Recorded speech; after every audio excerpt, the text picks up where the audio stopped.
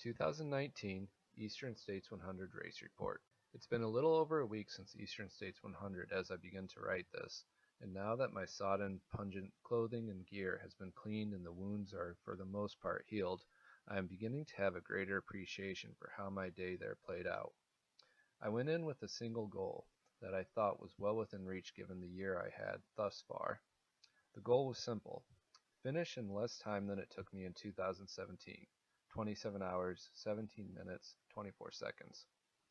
This would also ensure a faster cumulative time for the 2019 Pennsylvania Triple Crown Series over my 2017 time for the series, 47 hours, 47 minutes, and 36 seconds. Since I had finished both World's End 100K and Heiner 50K faster in 2019 than 2017, this goal seemed well within reach. However, the uncertainty of the 100-mile distance and how things can go south at any point was a constant concern for me. Excessive worrying about the potential for things to fall apart may be what ultimately led to me failing to reach my goal. For about 2 weeks leading up to the race, I was feeling extremely anxious, more so and for a longer period before the race than I have ever experienced in any other lead up to a race. Adding to my trepidation was a work trip that I had scheduled for the week just before race weekend. I would be flying back to Philadelphia Friday around noon, then getting picked up by my wife to make the remainder of the drive to Little Pine State Park. I packed my 2 drop bags and everything I would need at the start the weekend before the race, then worried all week hoping I hadn't forgotten anything. By the time the work week was over and I was picking up my bib at registration, the relief I was expecting didn't wash over me. I had my stuff ready a week prior, managed to get there without any flight delays interfering with my travel plans, and now all I had to do was run 103 miles on the rugged trails of the PA wilds. I guess there was still good reason to have a fair amount of nervous excitement.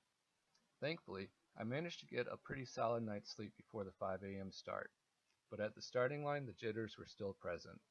I did my best to deal with them in hopes that they would subside once I got on the trail and put a few miles behind me. Everything went well for the first 50K or so. I knew what pace I had to keep to meet my goal, and I was staying ahead of that pace and feeling comfortable doing it. The climbs didn't seem as bad as I had remembered, and my quads were handling them well. It almost seemed like it was too easy, this trip around Pine Creek. It was shortly after Aid Station 5, Happy Dutchman, that I got hit with my first blow when I realized my watch had led me astray. The actual mileage at Aid Station 5 is 31.6. My watch, which was otherwise always very reliable and pretty accurate, was reporting that I had covered a little over 36 miles. I was focusing on only getting aid station to aid station, so I was mostly just using my total mileage to see how much farther to the next aid station. When the signage at aid station 5 showed the mileage to the next aid station as 6.9, and I used the inaccurate information on my watch, that would put me at about 43 miles total. That was a significant mile marker as it was the second crewed aid station, Heiner Run. I got excited that I would get to see my wife and boys again, and it felt so soon since I had just seen them at the first crewed aid station. Mileage in the next aid station came up in conversation with a couple other runners, and when their watches synced, I realized mine was off and there was one more aid station between us and the next crewed aid station. It was a bit shocking at the time, but I tried to comfort myself by saying I was happy to find out early how far my watch was off, rather than later. However, later in the race, while talking to one of the other runners that helped me realize my error, he would tell me that my face showed a bit of a soul-crushed reaction when I realized it was my watch that was off. With that minor mishap out of the way early, the rest of the daylight hours of the race rolled by pretty pleasantly for the most part. I don't know if it was due to the low temperatures we had on race day or just my misconstrued recollection of the course, but my second time running Eastern States, I was shocked by how much of the course felt runnable. The majority of my memories of the Eastern States course was super technical descents intermixed with steep, rocky climbs. This time, though, outside of 2 big early climbs, just before Aid Station 1, Ramsey Road, and just after Aid Station 3, Lower Pine Bottom, the bulk of the first half of the course was feeling runnable, and I was running the bulk of it and staying on my target pace, even after I adjusted for my watch's misinformation without feeling like I was pushing myself even near the point where I thought a blow-up was a possibility. A second mishap started emerging, or at least giving indications of larger problems, about the same time as when my watch mishap was discovered. This mishap began with some slight discomfort around the bottom elastic of my hydration vest. I was wearing the same vest and same shirt that I had worn for 100Ks and 100 milers in the past, with only minor chafing issues. But this time around, those minor chafing issues became exacerbated and caused major chafing that was never resolved, no matter how much or what kind of lube I threw at it. Since the equipment and clothing was the same, the only explanation I can come up with is that I was carrying more weight in the vest than I had ever packed before. I had trained with science and sport gels all season and wanted to use them for the race, so I packed 10 in my vest at the start and had 10 replacements in each of my drop bags. Also, I wasn't positive gels would be available at every aid station. 10 gels may not sound like much additional weight, but science and sport gels are roughly about twice the volume of standard energy gels, making them a bit bulkier to carry and nearly doubling the weight. The best guess I have at this point is that the extra weight volume in the vest made it fit and move differently than any time I've worn it in the past, ultimately leading to some terribly painful chafing.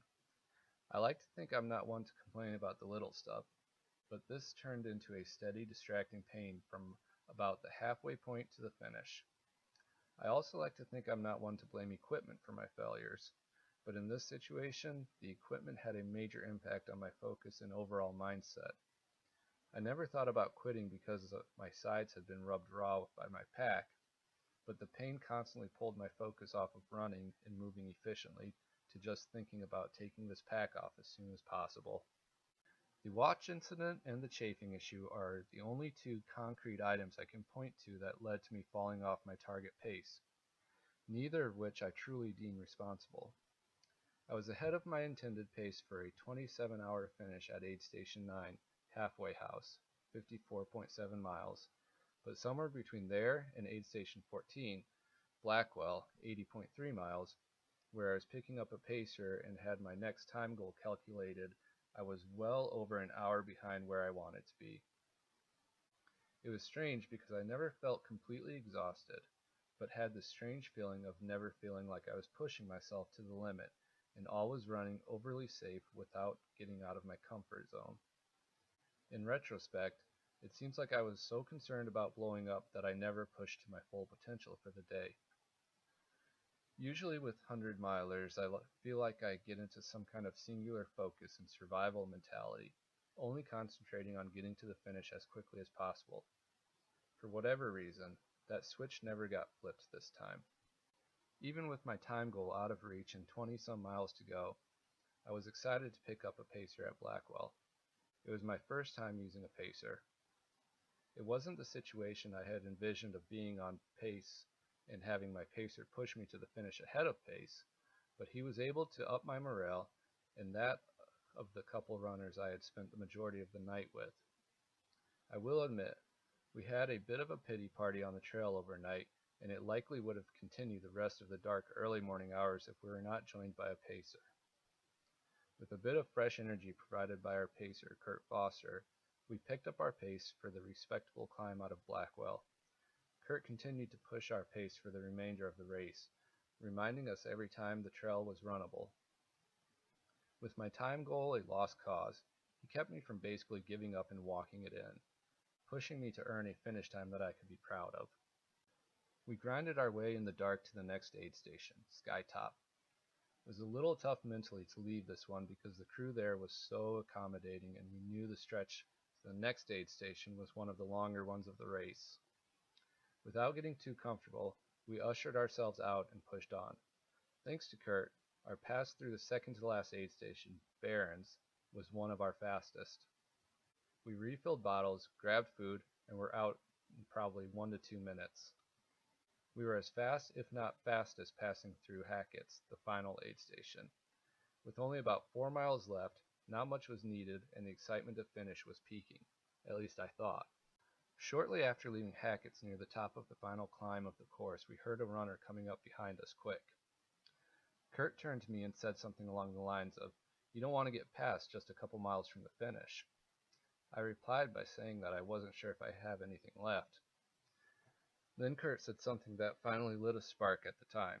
He basically said, even if I attempted to outrun him for the last 2 miles and still got past, then I could just walk it in and still get the same result even if I hadn't made the effort. For whatever reason, at the time that got me to dig and give it my best effort to stay in front of this other runner. That's when things finally started to become fun again. I was moving and feeling good. Before I knew it, I caught sight of a runner ahead of me. We passed him.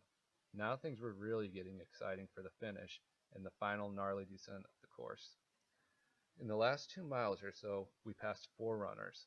It amazed me that we were so close to these other runners, and without that little spark provided by Kurt, I would have contentedly shuffled into the finish after them. I crossed the finish line at 28:46:52, a full hour and almost 47 minutes after when I had intended to finish. At the beginning of this report, I wrote that I failed. I may come off sounding like a bit of a jerk or a real pessimist by saying that I wasn't entirely pleased with this finish. It's easy to say that any 100-miler finish, especially a tough 100-mile course like Eastern States, is something you should be proud of. However, after assessing how my legs felt during that last steep downhill this year compared to 2 years ago, I knew I had more left in me at the finish this year. In 2017, I was desperately bouncing from tree to tree to keep from going into an out-of-control tumble down the incline. This time, although my quads were screaming, I was bombing the downhill mostly in control. The fact that the spark to push harder earlier never happened is what I was really disappointed about. The what ifs were what bothered me. After a few weeks to digest it all, I still can't say that I'm not a bit disappointed that this final piece of my PA Triple Crown Series goal didn't fall into place like I had hoped. But I can say I am proud of the finish and to have completed the full series for a second time.